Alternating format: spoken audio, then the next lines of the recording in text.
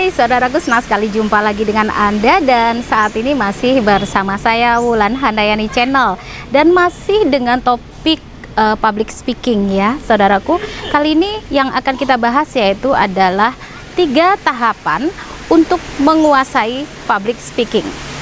Nah, bagaimana tahap-tahapnya untuk menguasai public speaking itu sendiri? Ikuti konten ini sampai habis dan jangan sampai ketinggalan, dan jangan lupa like, subscribe, serta komen. Kalau ada pertanyaan boleh diisi di kolom komentar. Baik, langsung saja ikuti yang satu ini.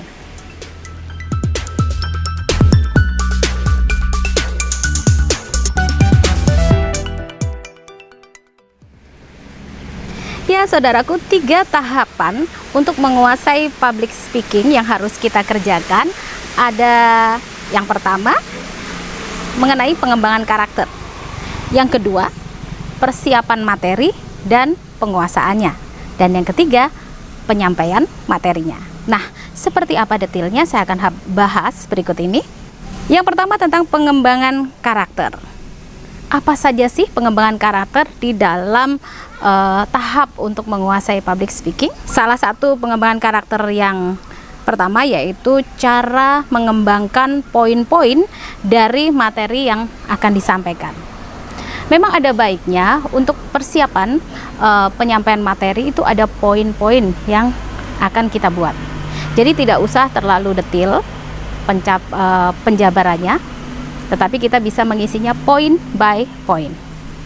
Kisi-kisinya saja kita persiapkan, kita catat supaya kita bisa menguasai materinya dengan baik. Kemudian pengembangan karakter yang harus kita siapkan adalah cara mengatasi ketakutan ketika berbicara di depan umum. Nah, ini penting sekali, harus ada pembangunan mindset tentang public speaking itu sendiri. Mengapa kita harus berbicara di depan umum? Dan bagaimana caranya kita berbicara di depan umum? Nah, untuk semuanya itu kita harus mengusir semua rasa ketakutan. Kita berbicara kepada orang lain dengan hati kita, dan kita berbicara untuk tujuan yang baik. Kenapa harus takut? Kalau ada yang mengatakan, toh kita juga sama-sama makan nasi, apa yang ditakuti? Ya, baik. Jadi rasa takut itu sendiri harus kita kuasai. Tidak perlu takut. Lakukan saja semuanya dengan tersenyum dan dengan ikhlas. Maka rasa ketakutan itu akan musnah. Selanjutnya masih dari poin yang pertama tentang pengembangan karakter, saudaraku, yaitu bagaimana kita berbicara dengan hati. Kita berbicara apa adanya, kita berbicara dengan hati, itu akan membuat kita lebih leluasa di dalam kita melakukan public speaking. Di dalam kita menyusun kata atau menyusun kalimat menjadi sebuah penyampaian yang tepat. Kalau kita berbicara dengan hati, maka semuanya akan terasa lebih mudah untuk disampaikan. Nah, langkah yang selanjutnya, yang kedua, saudaraku, tahap-tahapnya untuk kita bisa menguasai public speaking dengan baik, yaitu persiapan materi dan penguasaannya. Nah, langkah ini sangat penting sekali. Kalau tanpa menguasai sebuah materi tersebut, maka bagaimana kita bisa menguasai? Ya, tentunya harus ada persiapan. Ya, penting sekali adanya persiapan materi tersebut. Saudaraku, langkah yang pertama adalah bagaimana penyampaian pidato kita agar mudah dipahami oleh audiens. Tadi di langkah yang pertama kita harus menyusun juga poin-poin kisi-kisi. Nah, ini memang sangat penting ketika kita harus mempersiapkan materi itu dengan baik, poin by poin, dengan sistematika yang terperinci. Itu akan menuntun kita supaya kita bisa menyampaikan segala sesuatunya dengan jelas dan baik konsepnya ya. Untuk masalah kreativitas bisa kita lakukan di tengah-tengah perjalanan ketika kita menyampaikan ya. Namun poin by poin di dalam persiapan materi itu harus tetap ada supaya segala sesuatunya boleh lancar. Kalau tanpa persiapan seringkali menjadi kosong. Nah, di dalam persiapan materi dan penguasaannya, langkah yang selanjutnya adalah cara melatih public speaking kita. Bagaimana cara melatih kita? Ya, poin by poin bisa kita pelajari, bisa kita menyampaikannya kepada diri kita sendiri, baik seperti kita menyampaikannya di depan kaca atau di konten saya sebelumnya. Saya pernah sampaikan bahwa kita bisa menyampaikannya ketika kita memvideo diri kita sendiri. Kita seperti selayaknya ya, kita sedang berpidato di depan kamera kita, kamera handphone kita, dan kita rekam handphone, kita kasih di tripod dan kita berbicara, atau tanpa tripod bisa ya kan, ketika kita duduk taruh di depan meja kita dan kita berbicara selayaknya kita sedang berpidato. Itu adalah salah satu latihan yang kita bisa berikan ya. Walaupun kita berbicara sendiri, tetapi kita menyampaikannya, tenaganya, auranya, pesannya ya, apa yang ada dalam diri kita benar-benar all out ya, semuanya kita sampaikan seperti selayaknya kita berada di depan banyak orang. Ini seperti ilmunya penyiar radio ya, ketika kita ngobrolnya sendiri nih, hanya di depan mic, tapi ternyata didengar oleh ratusan bahkan ribuan orang di luar sana ya, karena kita membayangkan kita sedang berbicara di depan banyak orang. Ketika kita berbicara dengan hati, kita berlatih pun bicara dengan hati, maka orang lain yang mendengarnya bisa merasakan empati yang ada dalam diri kita. Ya, saudaraku, di dalam tahapan untuk menguasai public speaking, tadi yang pertama ada pengembangan karakter, yang kedua ada persiapan materi dan penguasaannya. Nah, tahap yang ketiga, yang terakhir, namun ini juga hal yang sangat luar biasa penting ya, yaitu tentang bagaimana kita menyampaikan materinya, yaitu penyampaian materi. Di dalam penyampaian materi ada beberapa hal yang harus kita pahami, yaitu bagaimana cara menyampaikan dengan suara yang menawan bagi audiens ya. Itulah kenapa di dalam public speaking ada yang namanya teknik vokal. Karena kita harus belajar bagaimana menguasai sebuah kalimat, sebuah pernyataan, yaitu dengan konsonan vokalnya. Hal yang simple nih ya, contohnya saja.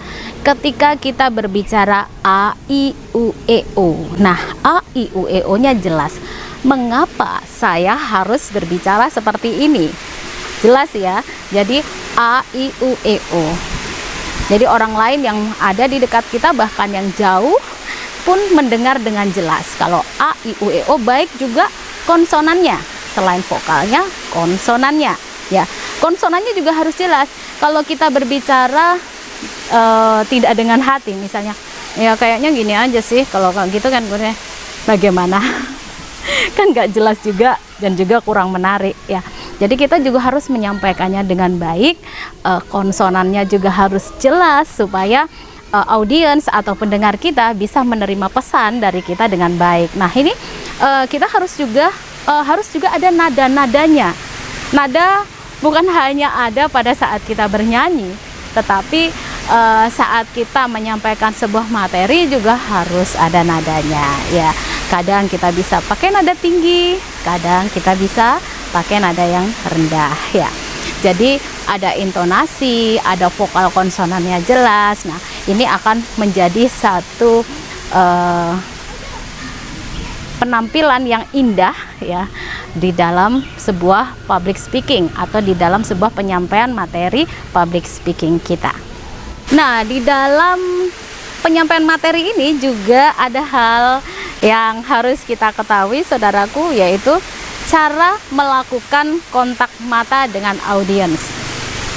Ya, di luar sana memang ada banyak sekali statement-statement atau orang yang mengatakan bahwa kalau grogi nggak usah dilihat matanya, ya kita ngomongnya lihat atas. Nah, ini saya nggak setuju. ya, karena kita berbicara adalah berbicara dengan audiens kita.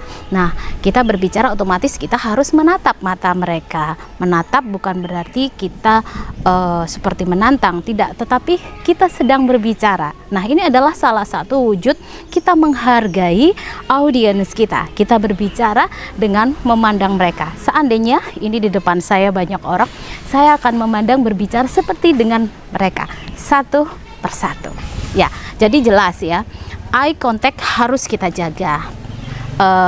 Kontak mata kita harus jelas, bukan kita lihat ke atas. Ini contoh kalau saya sedang berbicara. Jadi kalau kita berbicara kayak gini nih teman-teman nih, nah kalau kita nih matanya kemana-mana nih, lihatnya ke atas, padahal audiens kita ada di depan kita. Nah, ini harus kita pelajari betul-betul dan harus kita perhatikan. Eye contact yang benar adalah memandang audiens kita dengan baik, bukan melihat atas, apalagi dengan mata yang keliling. Nah, ini menandakan tidak fokus atau tidak memiliki penampilan yang baik ya di saat penyampaian materinya. Maka audiens juga akan kurang bisa menyimak dengan baik apa yang kita sampaikan jika kita tidak melakukan eye contact dengan baik, TikTok dengan baik bersama audiens pendengar kita. Yang selanjutnya di dalam penyampaian materi yang tidak kalah penting dengan poin-poin tadi ya, yaitu tentang cara menggunakan bahasa tubuh. Nah, ini memang bermacam-macam ya bahasa tubuh. Kita juga bisa sesuaikan bahasa tubuh kita ini dengan kondisi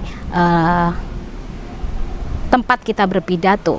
Seandainya kita di dalam sebuah meeting, atau kita berbicara di rapat, atau kita sedang berbicara di dalam sebuah seminar yang besar, itu memang berbeda. Tetapi bagaimana cara kita melakukan bahasa tubuh itu harus juga memiliki kesantunan ya. Ada banyak orang mengatakan kalian. Nah, ini salah satu contoh yang kurang tepat di dalam sebuah public speaking, karena orang yang ada di depan kita belum tentu lebih rendah dari kita, dan mereka adalah orang-orang yang baik, mereka adalah orang-orang yang luar biasa. Dan kadang-kadang sekalipun mungkin di dalam strata ekonomi, di dalam strata pendidikan, mungkin mereka lebih rendah dari kita pun harus tetap menghormati, sebab mereka juga audiens atau pendengar kita ya, dan mereka juga harus kita hargai karena setiap manusia itu berharga. Apalagi di depan kita ada banyak orang-orang yang mungkin memiliki strata pendidikan dan sebagainya lebih tinggi dari kita. Tetap semua orang kita perlakukan sama dengan kita menghormati. Bagaimana kita bisa dihormati orang lain kalau kita tidak bisa menghormati mereka terlebih dahulu? Nah, di dalam penyampaian materi bahasa tubuh ya, kalau konsep mindset kita seperti ini sudah mindset adalah menghormati orang lain, maka apa yang keluar dari bahasa tubuh kita juga akan menghormati. Hindari jari telunjuk yang menuding dalam waktu yang lama. Lebih baik kita seperti ini, atau jika supaya tangan kita tidak melakukan banyak gerakan, kita bisa memegang tangan kita seperti ini. Ada saatnya kita berekspresi hanya dengan wajah, ada saatnya juga dengan gerakan tangan untuk memberikan tekanan pentingnya sebuah topik yang sedang kita sampaikan. Ya, saudaraku, ini tadi ya 3 tahapan untuk menguasai public speaking sudah saya sampaikan. Semoga ini bisa bermanfaat buat Anda, dan Anda yang mungkin akan berpidato, akan berceramah, atau akan memimpin sebuah rapat dan mungkin akan juga presentasi. Apa yang sudah saya sampaikan semoga ini bisa bermanfaat, yaitu tentang 3 tahap untuk menguasai public speaking, agar kita bisa menyampaikan pidato atau materi kita di depan banyak orang, di depan umum. Semuanya kita lakukan dengan terbaik.